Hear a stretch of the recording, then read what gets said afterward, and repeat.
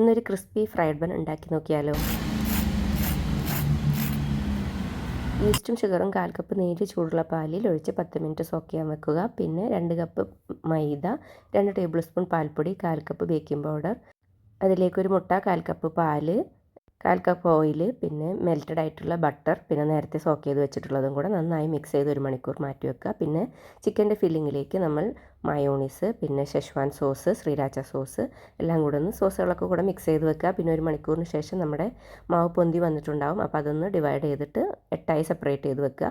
ഒരു 10 മിനിറ്റും കൂടെ നമുക്കൊന്ന് മൂടി വെക്കാം. പിന്നെ അത് സൈസ് വലുതായി വരുമ്പോൾ നമുക്ക് നന്നായി കയ്യിലിട്ടോ അല്ലെങ്കിൽ താഴെ വെച്ചോ പരത്തിയിട്ട് അതിലേക്ക് നമ്മുടെ ഫില്ലിങ് വെച്ച് കൊടുത്ത് ഇതേപോലെ ബോൾ ഷേപ്പാക്കി ഒരു 10 മിനിറ്റും കൂടെ വെച്ച് കൊടുക്കുക. എന്നിട്ട് പാലിലും പിന്നെ ബ്രെഡ് ക്രംസിലും മുക്കിയെടുക്കാം. പിന്നെ ഓയിലൊന്ന് ഡീപ് ഫ്രൈ ചെയ്തെടുക്കാം. തിരിച്ചും മറിച്ചിട്ടൊന്ന് ഫ്രൈ ചെയ്തെടുക്കാം. അപ്പോൾ ഇത്രയുള്ള നമ്മുടെ ക്രിസ്പി ഫ്രൈഡ് ബൺ റെഡി.